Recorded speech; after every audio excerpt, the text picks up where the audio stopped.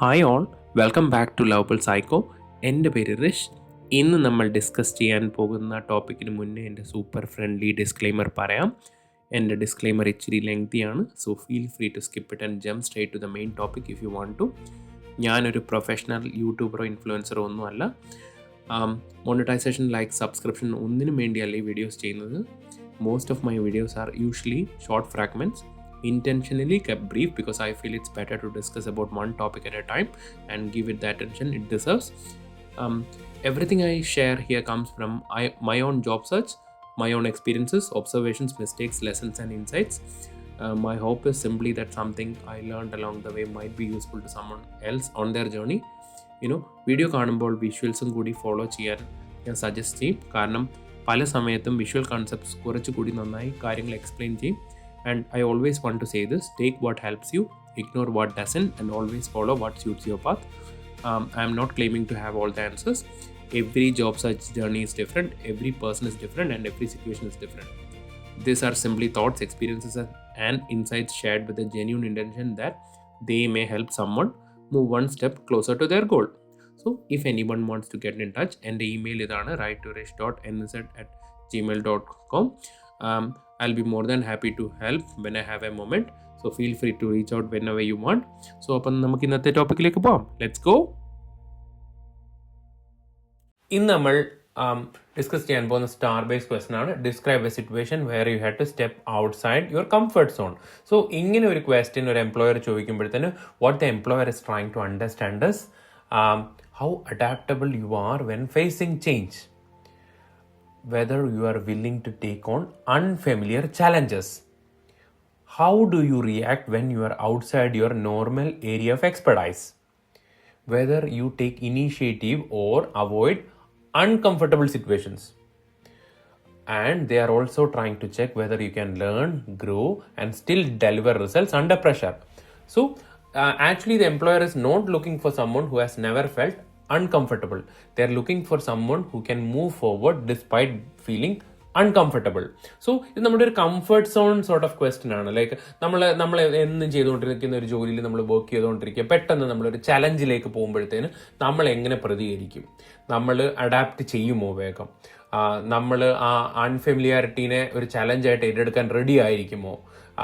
നമ്മുടെ normal area of expertise അല്ലെങ്കിൽ നമ്മൾ അത് ആ ചലഞ്ച് ഏറ്റെടുക്കാൻ വിമുഖത കാണിക്കുമോ? നമ്മൾ ഇനിഷ്യേറ്റീവ് എടുക്കുമോ ഇതുപോലുള്ള സിറ്റുവേഷൻസിലോ? അതോ നമ്മൾ അൺകംഫർട്ടബിൾ സിറ്റുവേഷൻ വരുമ്പോൾ മാക്സിമം അവോയ്ഡ് ചെയ്യുന്ന ടൈപ്പ് ആളാണോ?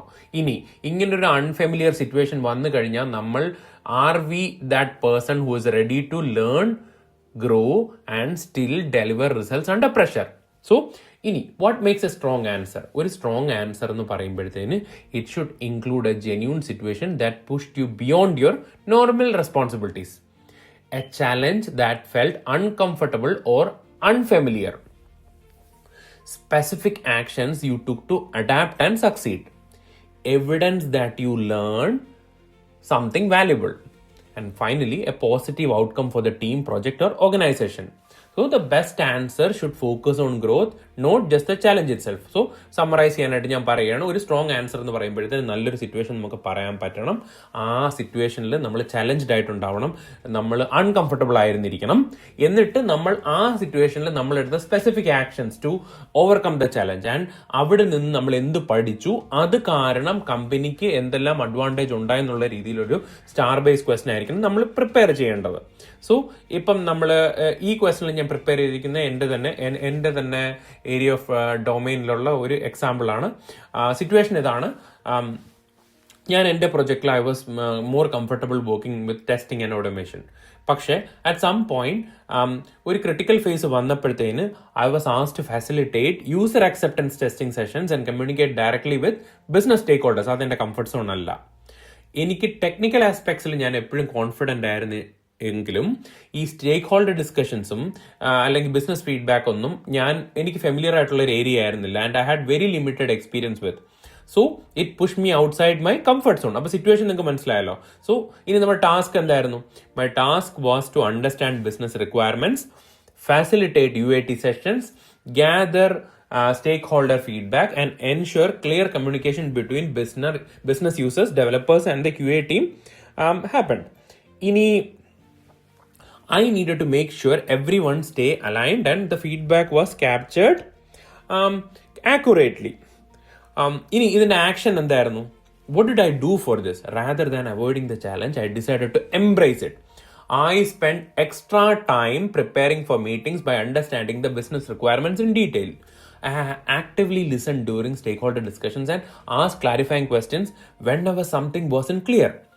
I started facilitating UAT sessions, documented feedback carefully, followed up on action items, and worked closely with developers and business analysts to ensure issues were addressed promptly.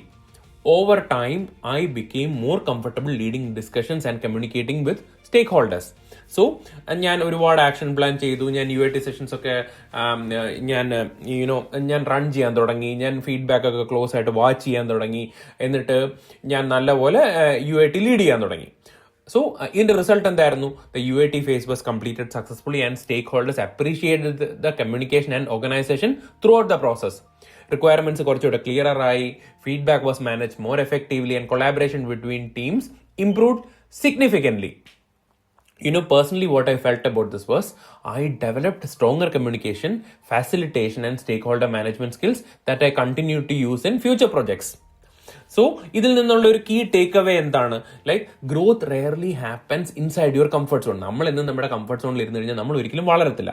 By stepping into unfamiliar situations and being willing to learn and maintaining a positive attitude, I was able to contribute beyond my technical role and become a more well-rounded professional.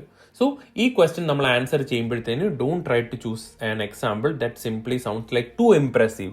Realistic ആയിട്ടുള്ള ഒരു എക്സാമ്പിളെ പറയാവുള്ളൂ. And choose an example where you should say how you felt that you were genuinely challenged, explain how you adapted, and focus on the growth that came from the experience. അപ്പൊ അങ്ങനെ ഒരു answer ആണ് ഇന്റർവ്യൂവറിന് എപ്പോഴും പൊതുവെ കേൾക്കാൻ താല്പര്യം. ഈ answer നല്ലപോലെ വർക്ക് ചെയ്യും ബിക്കോസ് ഇറ്റ് ഷോസ് അഡാപ്റ്റബിലിറ്റി. നമ്മളൊരു ഡിഫിക്കൽട്ട് സിറ്റുവേഷൻ വന്നപ്പോൾ നമ്മൾ അഡാപ്റ്റബിൾ ആണെന്നുള്ളത് കാണിക്കുന്നുണ്ട്. It shows growth mindset, നമ്മൾ പഠിക്കാൻ റെഡി ആണെന്നുള്ളത് കാണിക്കുന്നുണ്ട്. It shows a lot of initiative, like നമ്മൾ UAT റൺ ചെയ്യുന്നുണ്ട്, നമ്മൾ ഫീഡ്ബാക്സ് ഒക്കെ ഗ്യാദർ ചെയ്യുന്നുണ്ട്, and it shows our willingness to take on challenges. ശരിയല്ലേ? ഒബ്വിയസ്ലി അത് കാണിക്കുന്നുണ്ട്. നല്ല കമ്മ്യൂണിക്കേഷൻ സ്കിൽ നമ്മുടെ ആൻസറിലുണ്ട്. നമ്മൾ നല്ലപോലെ എല്ലാവരുമായിട്ട് സ്റ്റേക്ക് ഹോൾഡേഴ്സായിട്ട് കമ്മ്യൂണിക്കേറ്റ് ചെയ്യുന്നതിനെ പറ്റി പറയുന്നുണ്ട്. Above all it shows resilience, like difficult ആയിട്ടുള്ള ഒരു സിറ്റുവേഷൻ വന്നപ്പോഴത്തേന് നമ്മൾ എത്രത്തോളം ഇമോഷണലി റെസിലിയൻ്റ് ആണെന്ന് കാണിക്കുന്നുണ്ട്. And it shows results orientation. And I M telling you, these are exactly the qualities employers are assessing when they ask about stepping outside your comfort zone.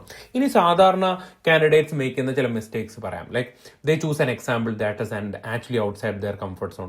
അവരുടെ comfort സോണിൽ ഇരുന്നുകൊണ്ടുള്ള ഒരു example നമ്മൾ പറയുക, അത് ഒട്ട് ഹെൽപ്പ് ചെയ്യത്തില്ല. Spending too much time telling why it was very difficult. കൂടുതലും സമയം ആ പ്രോബ്ലത്തെ പറ്റി പറഞ്ഞുകൊണ്ടിരിക്കുക rather than about how it was solved.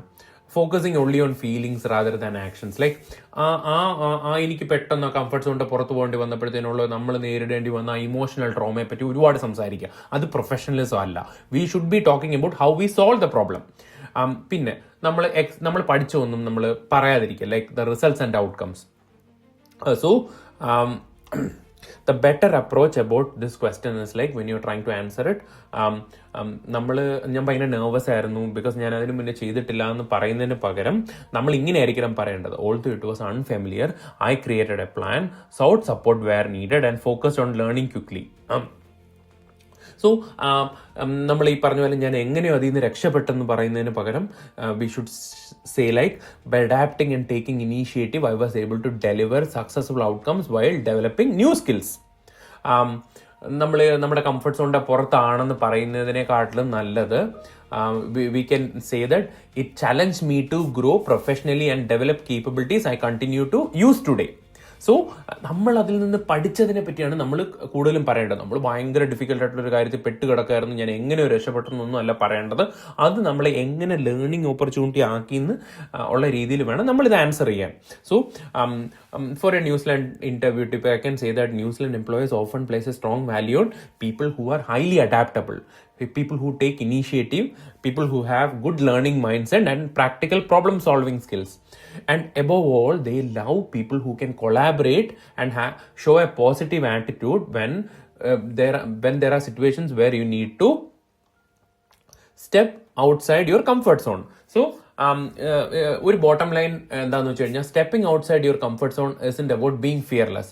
It is about being willing to try, accepting uncertainty, taking initiative, learning as you go, staying focused on results and growth from the experience.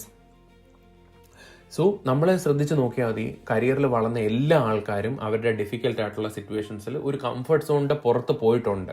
അപ്പം നമ്മൾ answer ചെയ്യുമ്പോഴത്തേനും നമ്മൾക്ക് ഒരു ഒരു ഒരു bottom line പോലെ അല്ലെങ്കിൽ ഒരു statement പോലെ നമുക്ക് പറയാൻ പറ്റണം.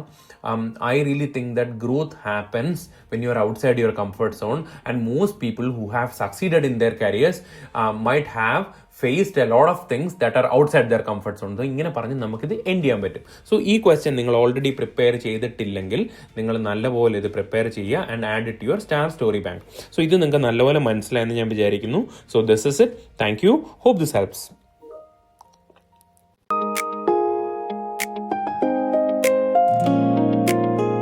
Small steps, big wins.